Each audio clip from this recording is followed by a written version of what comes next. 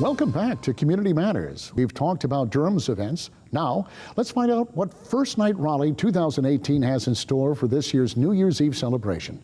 Please welcome Cameron Laws, the marketing director of both Art Closure and their First Night Raleigh event.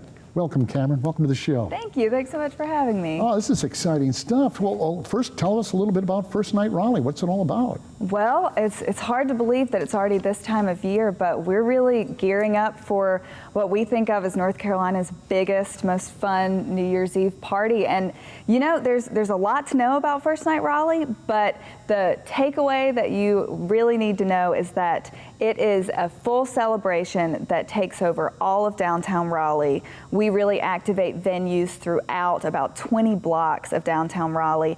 And of course, we always have our huge party on Fayetteville Street with the Ferris wheel and the acorn drop and fireworks and tons of other stuff for everybody to do. Well, this is always well attended, but I imagine it's growing every year. I mean, Raleigh itself downtown has exploded in activity. How long has this been going on? We're actually celebrating our 27th First Night Raleigh. I know, it's hard to believe, but what's so fun is that it's really something that we organize for everyone in the community. So as Raleigh gets this influx of new people, it's this really fun, celebratory way to kind of welcome them into the community and all celebrate together as we ring in a new year. So what's the theme this year? It's neon. It's our Neon Let's Glow Crazy First Night Raleigh 2018. So we are covering Fayetteville Street with neon that local artist Nate Schaefer has designed. We have huge pieces that will be dotted all around the festival footprint. And one of the most fun neon things we have is we have a 9-hole miniature golf course that is going to be covered in customized neon just for First Night Raleigh. So you can actually putt your way through all of this illuminated neon, and it's going to be a blast. It's one of my favorite things. Oh, what a fun job you have.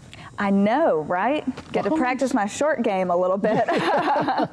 Well, this is big, though. If you're talking about 20 blocks that you're basically cordoning off to have activities throughout the city, that's a lot of work. How long does it take to put something like this together? You know, we start planning in earnest right after Art Closure finishes in May. So we've been working out the details on this probably since the beginning of June, I would say. And, you know, we have dozens and dozens of venues. We have a ton of performers, both local and nationally recognized. So it's a lot of moving pieces to coordinate, but you know, when it all comes together and you've got this great tangible result and you see everybody having fun and you see the faces of everybody out there dancing, it's totally worth it. We have a blast doing it. Well, there is a lot of stuff going on. Can we get into some of the specifics? What are some of the things that our viewers might want to take in this year? Oh, there's so much. I mean, First Night Raleigh, I think, is one of the only places where within about 2 hours even, you can go see everything from, you know, the African American Dance Ensemble and then hop over and see improv comedy. You can go do a virtual reality experience where you're making music in a virtual reality world and then immediately go see traditional bluegrass music. And that's just like 5 of the dozens of things that we have. But I would say the real highlights this year, I mean, of course, there's Fayetteville Street, and that's always a great time. We have amusement rides, the First Night Ferris wheel, which is sort of an iconic part of First Night at this point. But we also have the acorn drop and fireworks, and we actually do that twice. So if you're not a night owl, you can do the whole New Year's Eve experience at 7 o'clock at our early countdown, and you can be in bed by 12 if you want to. But we also have the midnight countdown on Fayetteville Street.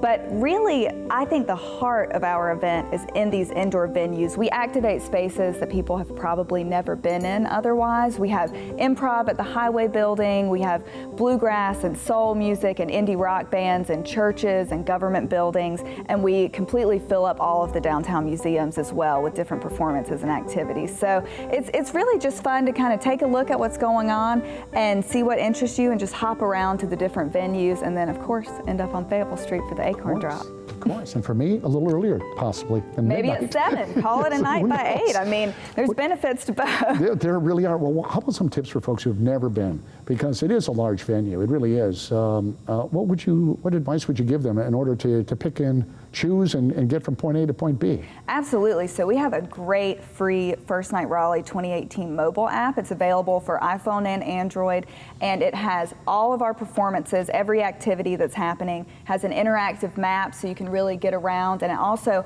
has any information that you could want about park and ride shuttles that Go Raleigh is providing, different egress and ingress options that you have to downtown Raleigh, and just absolutely every detail that you could ever want to know about First Night. So that's a great resource, the free app is, for planning a little bit in advance. Oh, that is great advice. So how do people get tickets, and what's the cost, and all that kind of information that they need to plan for the big New Year's Eve bash? Sure, so there's actually a few options. You can get them starting December 1st, either at local retailers like CVS Health and Harris Teeter, or you can get them at etix.com, and we actually have 2 ticket options. You can go with our $11 all-day pass, which does get you access into everything that happens at First Night Raleigh, so all of those performances you can have for $11. But if you want to kind of bump it up a notch, do a little more celebratory fun, you can get our VIP pass, which is $50, and that actually gets you priority access to some of these, to all of the venues.